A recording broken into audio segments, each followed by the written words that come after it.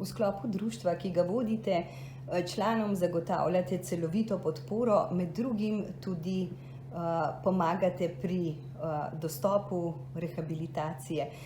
Kako se pravzaprav odvija ta postopek? Ja, v našem društvu organiziramo tudi oziroma imamo program obnovitvene rehabilitacije. To pomeni, da v bistvu vsako leto pošljemo nekje okrog 200 bolnikov s psoriazo na 14-dnevno zdravljenje v eno od slovenskih zdravilišč, s katerimi imamo podpisane pogodbe. Dejansko program je financiran iz strani Zavoda za zdravstveno zavarovanje Republike Slovenije.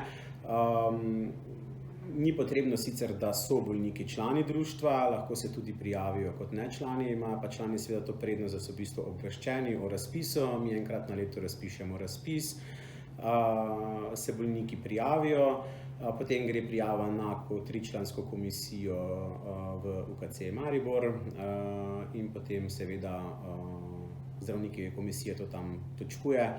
In na podlagi tega potem tudi bolnik dobi odobreno ali zavrnjeno zdravljenje v zdravilišču. To pomeni, da ste pravzaprav pomemben vezni člen med sistemom in med bolnikom, da bolniku nekako podate roko in mu olajšate, da nekako pride skozi vse te postopke in mu je omogočeno obnovitvena rehabilitacija. Ja, vsekakor.